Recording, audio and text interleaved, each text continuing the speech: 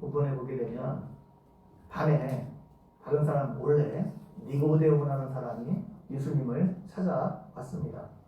그는 바리새인이었습니다. 성경에서 예수님이 바리새인에 대해서 좋지 않게 말하는 부분이 많기 때문에 우리는 바리새인에 대해서 굉장히 부정적인 시각을 많이 갖고 있는데 당시의 바리새인들은 그렇지 않았습니다.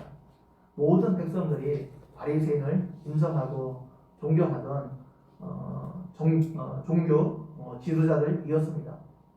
그들은 하나님의 말씀을 누구보다도 철저하게 지키려고 노력했던 사람들입니다.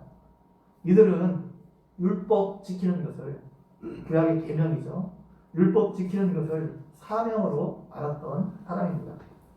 바리새라는 말이 구별되었다는 말입니다. 율법을 지키지 못하는 다른 사람들과 구별된 거룩한 사람들이라는 의미로 그들을 바리새파라고 불렀습니다. 이들은 다른 누구보다도 하나님을 잘 믿고 섬기고 있다 스스로 자부했던 사람입니다. 이 니고데모가 바리새인이었습니다. 니고데모는 유대인의 지도자였습니다. 당시에 바리새인들이 한 6천 명 정도 되었다고 하는데 그 바리새인들 중에서도 유대인의 지도자였습니다. 이 말은 그가 산헤드린 공회원이었다는 것을 말합니다. 당시 산헤드린 공회는 70명으로 이루어져 있었는데 유대인 최고 의결 기구였습니다. 산헤드린 공회는 오늘날로 치게 되면 입법, 행정, 사법 이 모든 권한을 다 가지고 있었던 권력 기구입니다. 또 10절에서 예수님은 그를 유대인의 선생이라 말하고 있습니다. 선생은 학문적으로 존경받는 사람들에게 붙여진 이름입니다. 이렇게 니고데모는 종교적으로, 정치적으로, 학문적으로 유대 사회에서 최고의 위치에 있었던 사람입니다. 그런데 그런 니고데모가 밤에 몰래 예수님을 찾아왔습니다. 니고데모가 밤에 예수님을 찾아온 이유는 예수님과 교류하는 것을 드러내고 싶지 않았기 때문입니다. 예수님이 자신보다 나이도 어리고 신분도 낮고 나사렛 출신으로 내세울 것이 없는 예수님은 시골 사람이었습니다. 또 예수님은 당시에 이 바리새인들과 대척점에 있었기 때문에 니고데모가 예수님과 교류하는 것이 드러나게 되면 그것 때문에 어려움을 겪을 수 있었습니다. 그래서 밤에 몰래 예수님을 찾아온 것입니다. 니고데모가 종교적으로, 정치적으로, 학문적으로 최고의 위치에 있었음에도 불구하고 예수님을 찾아온 이유가 무엇입니까? 니고데모 안에 목마름이 있었기 때문입니다. 니고데모 안에 영적인 목마름이 있었기 때문입니다. 그는 하나님께 열심인 종교인이었고 공의원이라는 높은 지위에 있었고 이스라엘의 선생이라고 사람들에게 존경을 받는 위치에 있었지만 그 안에 여전히 영적인 목마름이 있었기 때문입니다. 하나님을 잘 안다고 생각했지만 실제로 하나님에 대해서 잘 알지 못했고 그 안에 삶에 대해서 늘 불안함이 있었습니다. 자신의 구원에 대해서 여러 가지 회의감을 가지고 있었습니다. 그래서 니고데모가 예수님을 찾아오게 된 것입니다. 오늘날도 마찬가지입니다. 사람들은 니고데모처럼 사회적으로 높은 지위에 있고 사람들에게 존경받는 위치에 있는 사람들은 아무런 문제가 없을 것이라 생각합니다. 그러나 그렇지 않습니다. 예수님을 만나지 못한 사람들은 모두 영적인 목마름이 그 안에 있습니다. 아무리 많은 것을 소유했어도 아무리 높은 위치에 올라가 있어도 그 안에는 목마름이 있습니다. 알 수 없는 인생의 불안감이 있습니다. 모든 것이 부족함이 없어 보여지지만 그 삶에, 그 마음에 공허함이 있습니다. 니고데모는 예수님께서 자신의 마음에 가지고 있는 이런 의문에 답을 해주실 것을 기대하고 예수님을 찾아왔습니다. 니고데모는 예수님이 행하시는 일들을 보고 예수님이 하나님께로부터 보냄받은 분임을 알았습니다. 하나님께서 함께하지 않으면 도저히 행할 수 없는 일들을 예수님이 행하셨기 때문입니다. 그래서 예수님을 만나자마자 예수님을 랍비라 호칭하며 예수님을 칭찬하고 있습니다. 예수님, 당신은 대단한 사람입니다. 당신이 하고 있는 일은 하나님이 보내신 분이 아니면 도저히 할 수 없는 일입니다. 당신은 하나님께로부터 보내받은 사람이 틀림없습니다. 지금 니고데모가 예수님 앞에 고백하고 있습니다. 니고데모는 예수님이 행하신 일을 표적이라 말하고 있습니다. 표적은 헬라어로 세메이온이란 말인데 이것은 단순히 어떤 신비한 기적을 말하지 않습니다. 그 사람이 누구인지를 보여주는 표지를 말합니다. 방향성이 있는 기적을 말합니다. 요한복음에는 예수님이 행하신 7가지 표적이 나옵니다. 단순히 기적이란 말하지 않고 표적이란 말하는 것은 이 7가지 기적이 예수님이 누구인지를 보여주고 있기 때문입니다. 첫 번째가 가나에서 물로 포도주를 만드신 사건입니다. 두 번째가 가버나움에서 왕의 신하의 아들을 고쳐주신 사건입니다. 세 번째가 예루살렘의 베데스다 연못에서 38년 된 병자를 치유하신 사건입니다. 네 번째가 오병이어의 사건입니다. 다섯 번째가 갈릴리 바다 위를 걸으신 사건입니다. 여섯 번째가 예루살렘에서 소경을 치유하시는 사건입니다. 일곱 번째가 베다니에서 죽은 나사로를 다시 살리신 사건입니다.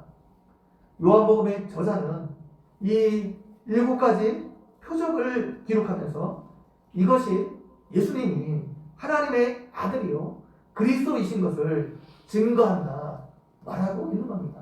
이것을 통해서 사람들이 예수님이 하나님의 아들이요 그리스도임을 믿게 하기 위해서 이 7가지 표적을 기록하고 있습니다.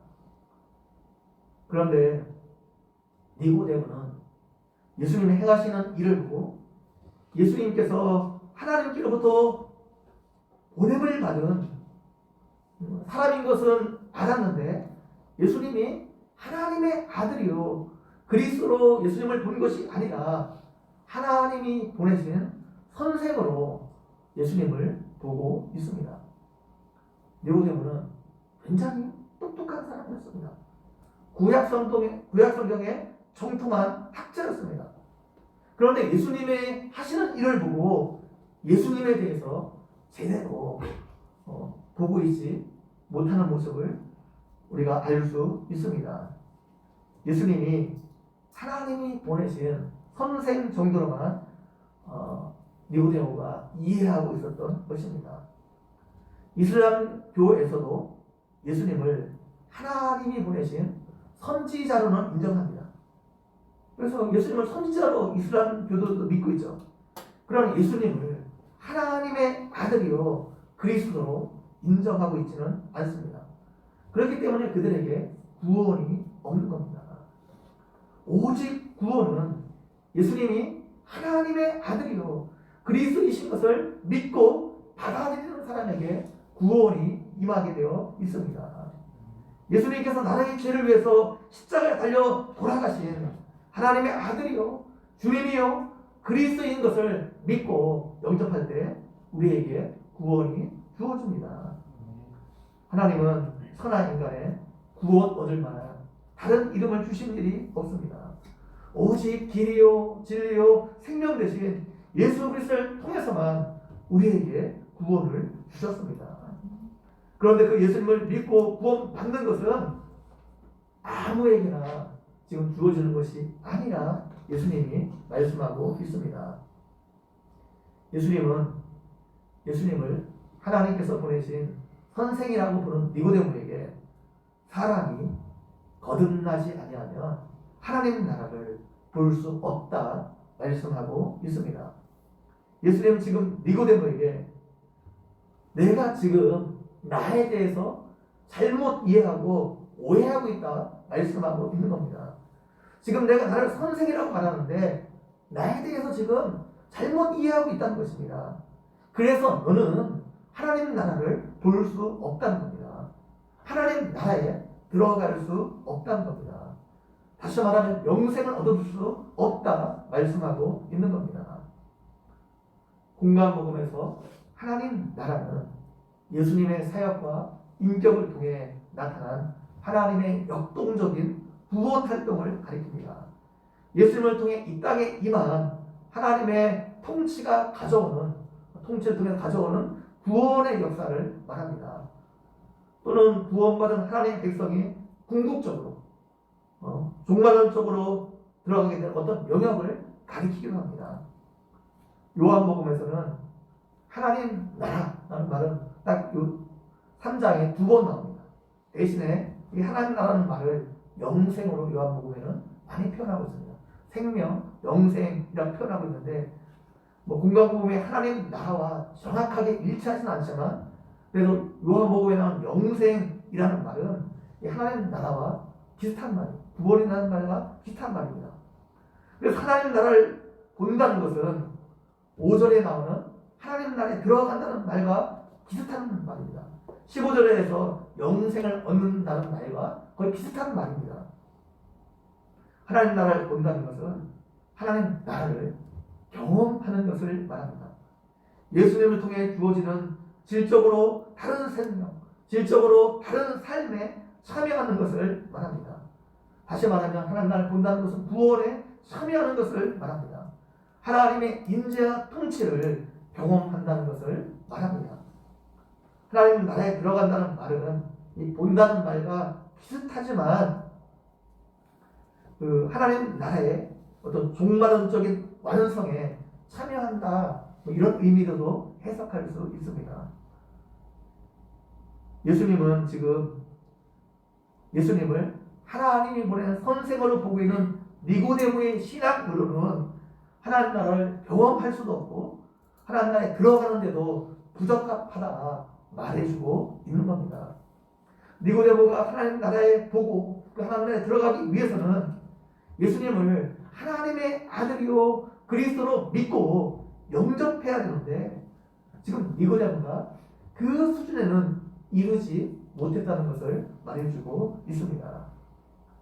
예수님은 니고데모에게 거듭나야 하나님 나라를 볼 수 있다 말씀하셨습니다. 여기서 거듭이라는 말이 헬라어로 아노덴이라는 말인데 이 아노덴은 세 가지 뜻이 있습니다. 첫 번째는 위로부터, 두 번째는 처음부터, 세 번째는 다시 새로, 두 번째라는 뜻이 있습니다.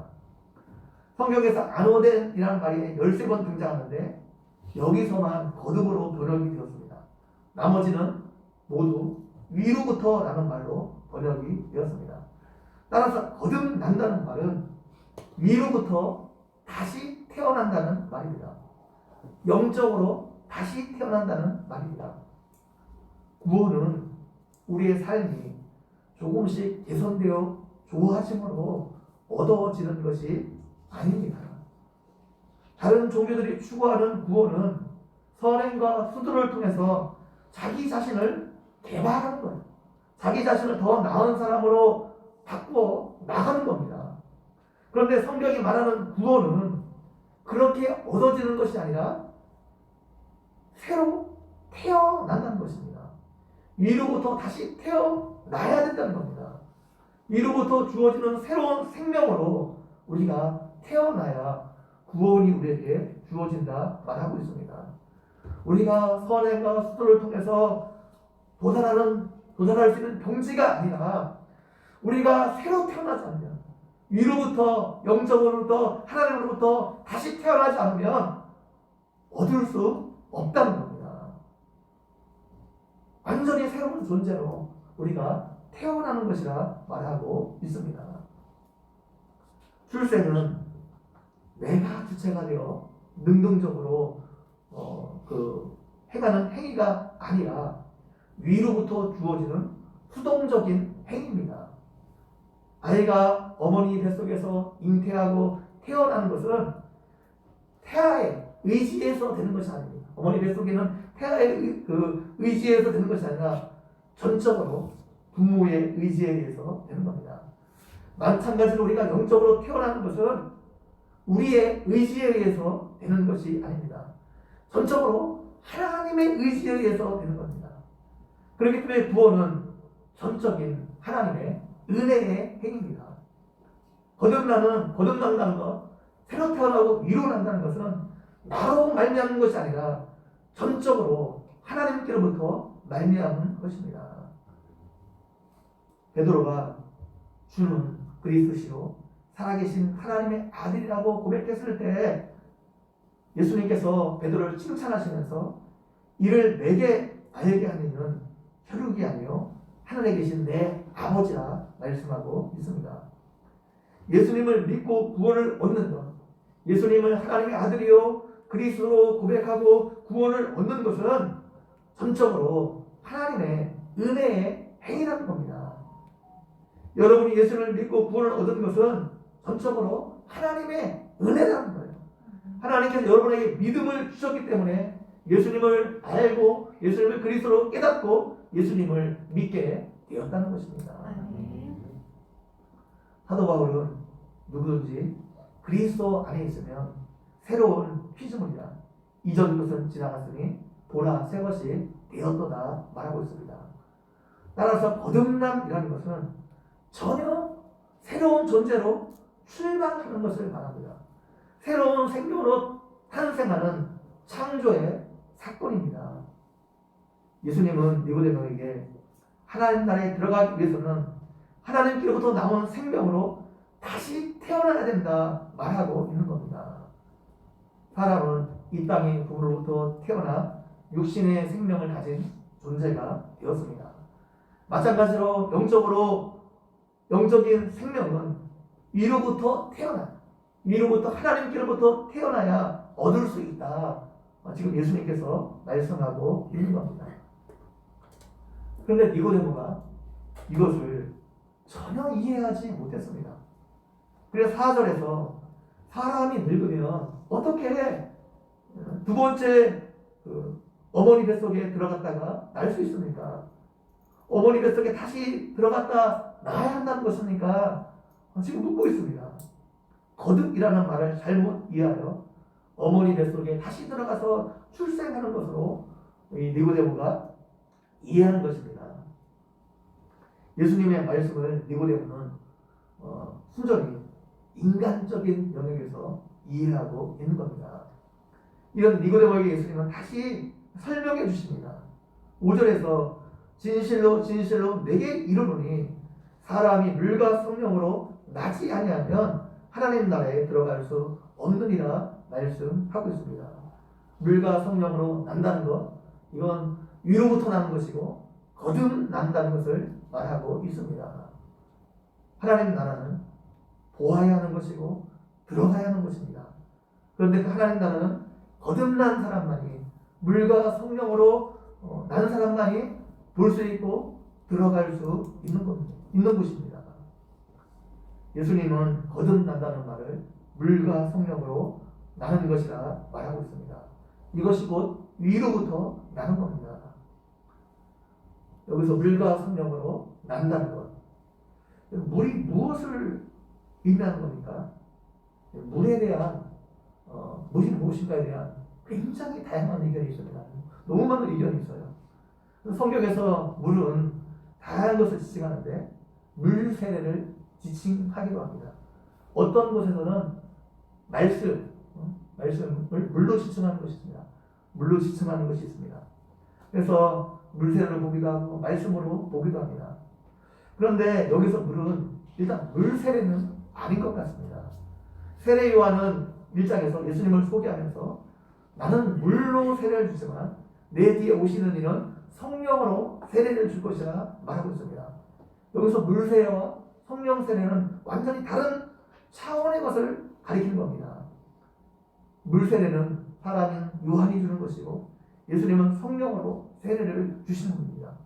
그렇기 때문에 여기서 이건 물 세례를 가리키는 것은 아닌 것 같습니다. 그 요한복음에서 물이 일단 우리는 무엇을 가리키는지 보아야 됩니다. 요한복음에서 물은 성령을 가리킵니다.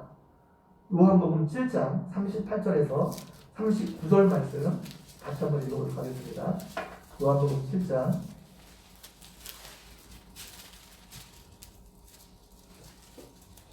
요한복음 7장 38절 39절 같이 한번 읽어보도록 하겠습니다. 요한복음 7장 38절에서 39절입니다. 시작. 나를 믿는 자는 성경의 이름과 같이 그에 대해서 생수의 강이 흘러나오리라 하니 이는 그를 믿는 자들이 받을 성령을 가리켜 말씀하신 것이라. 예수께서 아직 영광을 받지 아니하셨으므로 성령이 아직 그들에게 계시지 아니하시더라. 아멘. 예수님을 믿는 사람들은 영원히 끊이지 않은 생수가 그의 배에 흘러나오는데 39절에서는 그 생수를 그를 믿는 자들이 받을 성령이라 말하고 있습니다. 물을 성령이라 말하고 있습니다. 다른 부분에서 물이 성령이라 말하고 있습니다. 그래서 여기에서 요한복음에서 말하는 물, 생수 이거는 성령을 가리킵니다. 따라서 3장 5절에 나오면 물은 성령을 가리킨다고 부른 것이 합당합니다. 물과 성령은 동격입니다.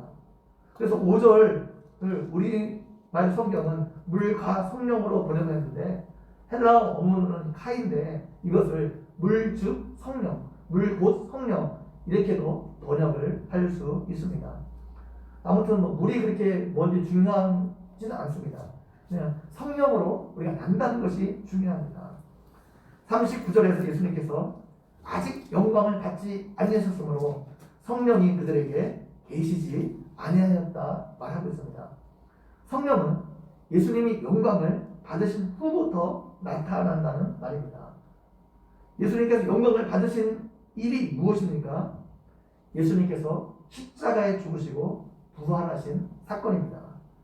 영광은 하나님의 하나님 되심이 드러나는 것을 말합니다.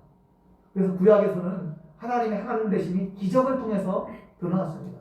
그래서 놀라운 기적이 일어나는 것, 하나님의 영광이 나타났다 그렇게 말하는데, 근데 하나님의 하나님 되심이 가장 잘 드러난 것이 예수 그리스도의 십자가 사건입니다. 하나님은 사랑입니다. 이 사랑이신 하나님의 본질이 가장 잘 드러나는 것이 예수 그리스도의 십자가입니다. 예수님은 예수 그리스도의 십자가를 통해서 하나님의 사랑이 어떤 것인지를 우리에게 보여주고 있습니다. 바울은 로마서 5장 8절에서 우리가 아직 죄인 되었을 때 그리스도께서 우리를 위하여 죽으심으로 하나님께서 우리에 대한 자기의 사랑을 확증하셨느니라 말하고 있습니다. 예수님의 십자가를 보면 하나님께서 우리를 얼마나 사랑하시는지, 우리에 대한 하나님의 사랑이 얼마나 큰지를 알 수 있다는 겁니다. 어떤 사람이 상대방을 얼마나 사랑하는지 알 수 있으려면 그 사랑하는 대상을 위해서 무엇을 희생하고 있는지, 무엇을 낭비하고 있는지를 보면 알 수 있습니다. 하나님은 우리를 사랑하셔서 하나밖에 없는 자신의 아들, 독생자 예수 그리스도를 우리를 위해서 내어주셨습니다. 자기 아들을 십자가에 죽일 만큼 하나님은 우리를 사랑하셨습니다. 그래서 예수님의 십자가는 이 하나님의 사랑이 가장 잘 드러난 사건입니다. 따라서 예수님의 십자가는 하나님의 최고의 영광이라 말할 수 있습니다. 예수님은 십자가 이후 부활하신 다음에 제자들에게 성령을 부어주셨습니다. 이 성령이 오셔서 하시는 일이 무엇입니까?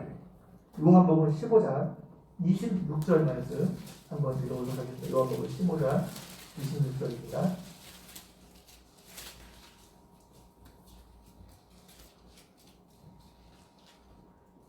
요한복음 15장 26절 같이 읽습니다.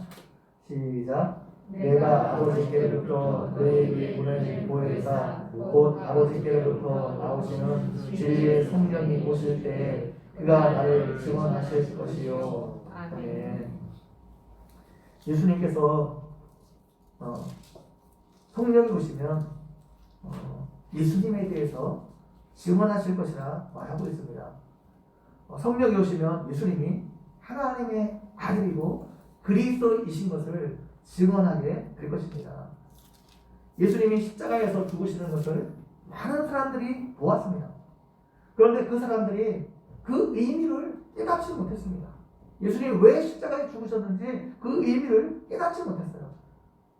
그런데 성령께서 오셔서 사람들에게 예수님께서 십자가에 죽으신 것이 나를 위한 죽으심이었다는 것을 깨닫게 해주십니다. 그래서 성령으로 난 사람은 예수님이 십자가에서 나를 위해 죽으셨다는 걸 깨닫고 그 예수님을 하나님의 아들이요 그리스도로 영접하게 되는 겁니다. 그래서 성령으로 났다는 것, 우리가 성령으로 났다는 것, 거듭났다는 것은 예수님께서 나를 위해 십자가에 죽으신 하나님의 아들이요 그리스도인 것을 깨달아 알고 그 예수님을 믿고 영접하는 것을 말합니다. 6절 7절에서 예수님은 니고데모에게 육으로 난 것은 육이요 영으로 난 것은 영이니 내가 내게 거듭나야 하겠다는 말을 놀랍게 여기지 말라 말씀하고 있습니다. 하나님의 아들인 예수 그리스도가 우리를 구원하기 위해 십자가에 죽으신 것은 세상적으로 보게 되면 말도 안 되는 이야기입니다. 세상 사람들이 도저히 믿을 수 없는 일입니다. 사도 바울은 고린도 전서 1장 18절에서 십자가의 도가 멸망하는 자들에게는 미련한 것이요 구원받은 우리에게는 하나님의 능력이요 하나님의 지혜라 말하고 있습니다. 예수님의 십자가는 유대인들에게는 꺼리끼는 것이었습니다. 유대인들은 나무 위에 달린 자는 하나님의 저주를 받은 사람이라 생각했습니다. 하나님의 저주를 받아 십자가에 달린 예수가 우리의 구원자가 된다는 것은 그들에게 생각할 수도 없는 일이었습니다. 이방인들에게 십자가는 미련한 것이었습니다. 십자가는 철저한 실패의 상징입니다. 그 십자가에 달려 죽은 실패자가 구원자라고 생각하는 것, 이방인들에게는 미련하고 어리석어 보이는 일이었습니다. 유대인들이 기대한 구원자는 정치적인 권력과 힘을 가지고 로마의 압제에서 자신들을 구원해 줄 수 있는 사람이었습니다. 헬라인들에게 있어서 구원자는 초월적인 지혜를 가지고 세상을 다스릴 수 있는 초인을 그들이 기다렸습니다. 십자가에 달려 죽으신 예수님은 이들의 기대와는 이들이 소망한 구원자와는 거리가 멀었습니다. 이 세상의 눈으로 보면, 육신의 눈으로 보면 십자가에 달린 예수님을 구원자로 도저히 받아들일 수 없는 일이었습니다. 육신의 생각으로 예수님을 구원자로 받아들이는 일은 불가능한 일이었습니다. 오직 성령으로 난 사람에게만 십자가에 달리신 예수님을 하나님의 아들이요 그리스도요 우리의 주님이요 구원자로 받아들일 수 있는 것입니다. 성령으로 난 사람만이 십자가에 죽으신 예수님이 하나님의 능력이요 하나님의 지혜라 고백할 수 있는 겁니다. 8절 5장 8절 말씀 같이 한번 읽어 3장 8절 말씀 같이 한번 읽어볼까 해서 3장 8절 말씀 3장 8절입니다. 읽어보고 3장 8절 시작. 바람이 이리로 불매 내가 그 소리를 들어도 어디서 어디로 가는지 알지 못하나니 성령으로 가는 자로 다 들어가니라. 아멘. 여기서 바람이 임의로 분다는 말은 아무렇게나 분다는 말이 아닙니다. 임의로 분다는 말은 방향이 있다는 말입니다. 분명 의지가 있다는 말입니다. 성령이 일하시는 방향이 있고 성령이 일하시는 의지가 있는데 사람들이 그것을 알지 못한다는 것입니다. 그것을 모르는 이유는 사람들이 육에서 났기 때문입니다. 육에서 나서 육으로 생각하기 때문에 성령이 부는 그 방향을 모르는 것입니다. 성령이 부는 방향은 언제나 예수 그리스도입니다. 그러니까 요한복음 14장 26절 한번 말씀 보도록 하겠습니다. 요한복음 14장 26절입니다. 요한복음 14장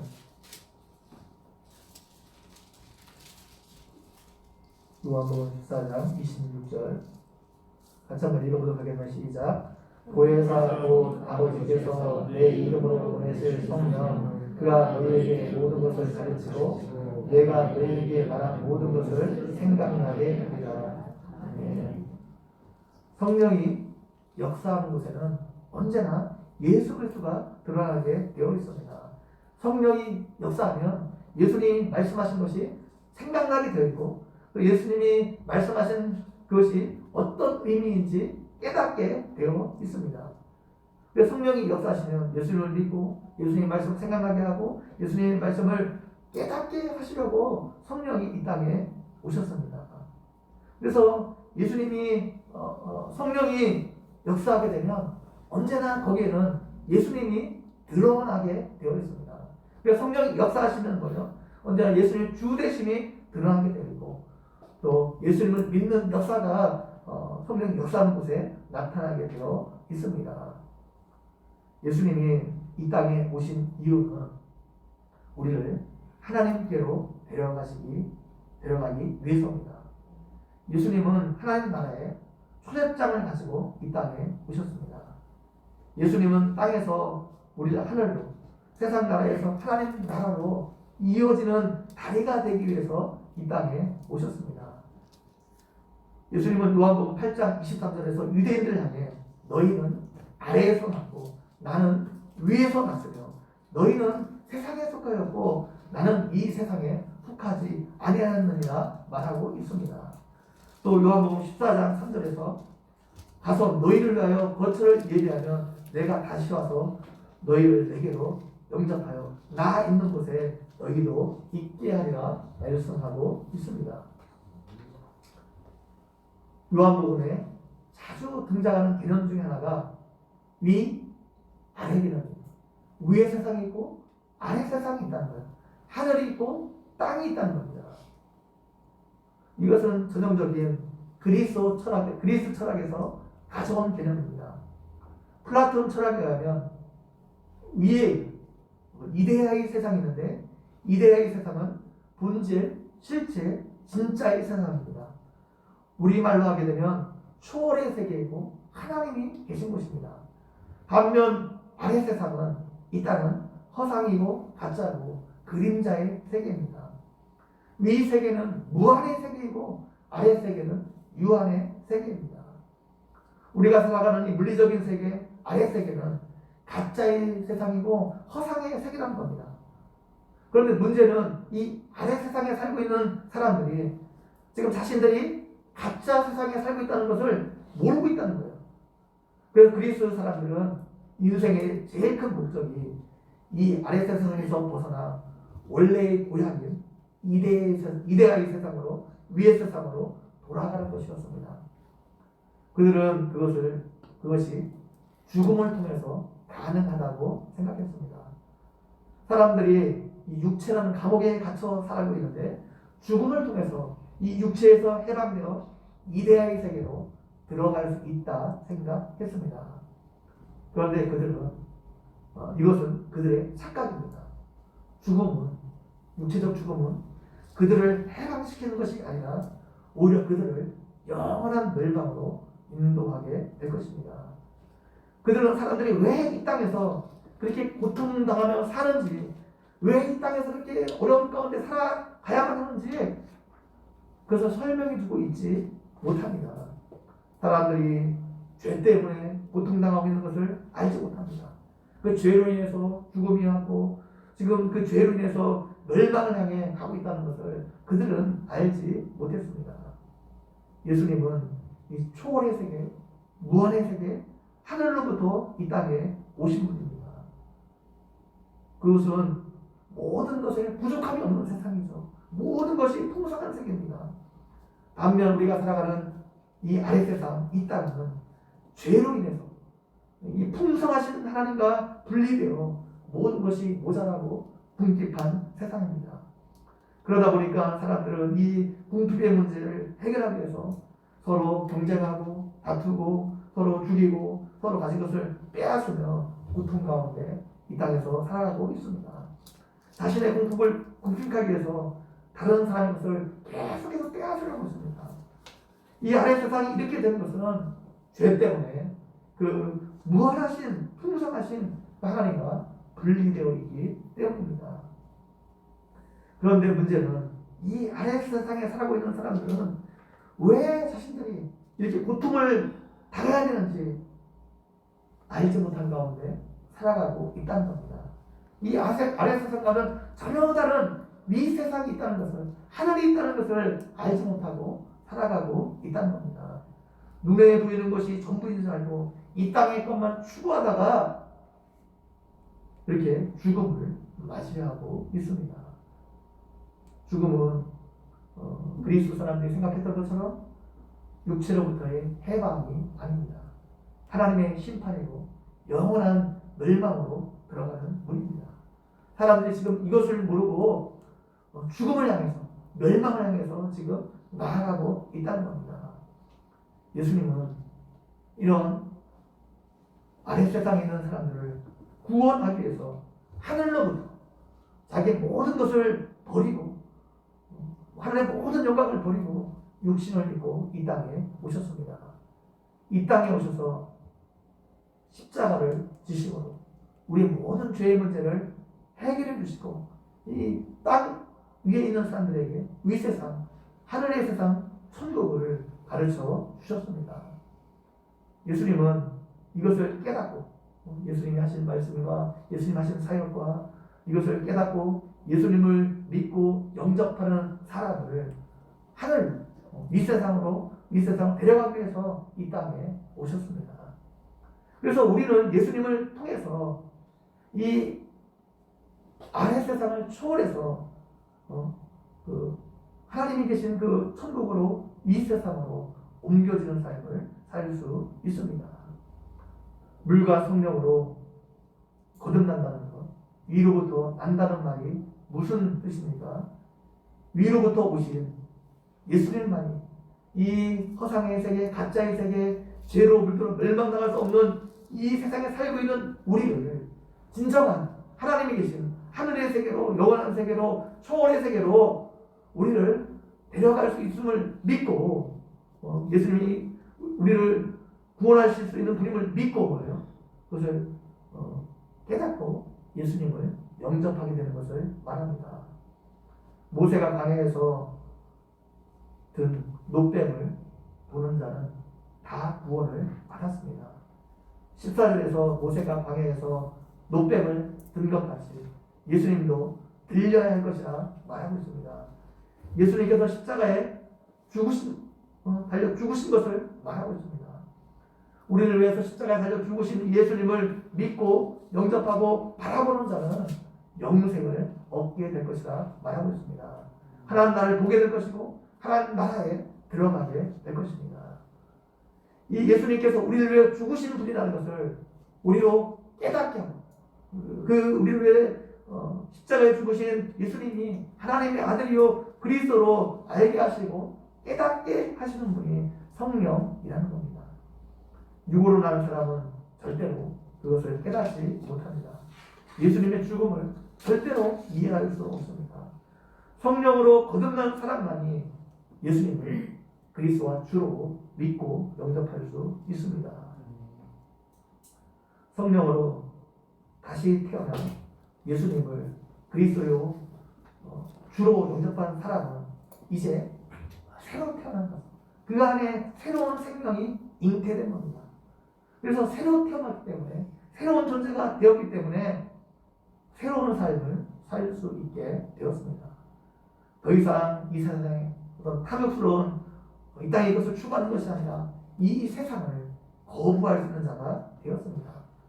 하늘의 것이 우리 안에 들어오게 되면 이 땅의 것들과 우리가 조금씩 거리를 두게 됩니다. 거듭나기 전에는 세상 사람들이 원하는 것을 나도 원했습니다. 세상 사람들이 소중하게 생각했던 것들을 나도 소중하게 생각했어요. 그러나 이제는 예수를 믿고 영접하고 우리가 새로운 생명으로 거듭나는 사람들은 이제 그런 것들이 덜 소중해 보이기 시작합니다. 성령이 오시면 그동안 용서할 수 없었던 사람들을 용서할 수 있게 됩니다. 참을 수 없던 일들이 참아지게 되고 하찮아 보이던 것들이 아주 소중하게 보이기 시작합니다. 거듭나면 사람들의 시선에서도 자유로워질 수 있습니다. 무슨 일을 하든지 사람들에게 주목받고 싶어하고 사람들에게 내 영향력을 과시하고 싶어하고 군림하고 싶던 내가 더 이상 사람들의 인정과 사람들의 칭찬과 이런 것에 목마르지 않은 삶을 살 수 있습니다. 왜냐하면 예수님이 나를 알아주기 때문입니다. 사람들이 알지 않아도 이제는 괜찮습니다. 거듭나면 더 이상 나를 내려오지 않습니다. 내 안에 예수 그리스도가 사시기 때문입니다. 거듭나면 더 이상 나를 고집하지 않아요. 내 안에 계신 예수님이 너무 소중하기 때문입니다. 우리는 하나님의 은혜로 우리가 성령으로 거듭난 사람이 되었습니다. 예수 그리스도를 믿고 예수 그리스도로 주로 믿고 영접하고 구원받은 하나님의 자녀가 되었습니다. 여러분의 이 은혜를 주신 그 하나님의 은혜를 한 주간도 묵상하며 감사하며 한 주간 사는 여러분 모두가 되기를 주님의 이름으로 간절히 축원드립니다. 아멘. 기도드리겠습니다. 하나님 아버지, 오늘도 말씀을 통해서 우리에게 은혜 베풀어 주신 것 너무나 감사합니다. 하나님, 이 땅에 죄로 죽을 수밖에 없는 우리들을 위해서 예수 그리스도를 이 땅에 보내주시고 성령을 통해서 그 예수 그리스도를 믿게 도와주시고 예수 그리스도를 그리스도와 주로 영접하게 도와주시고 하나님의 자녀 삼아주신 것 너무나 감사합니다. 이제 하나님, 우리가 예수 그리스도 안에서 전혀 새로운 존재가 되었는데 전혀 새로운 피조물이 되었고 하나님의 자녀가 되었는데 하나님의 자녀로서 이 땅을 살아가면서 주님이 주신 복목을 마음껏 누리며 또 하나님의 자녀다운 삶을 살아갈 수 있는 우리 모두가 되어줄 수 있도록 함께해 주시길 원합니다. 감사합니다. 예수님의 이름으로 기도하옵나이다. 아멘.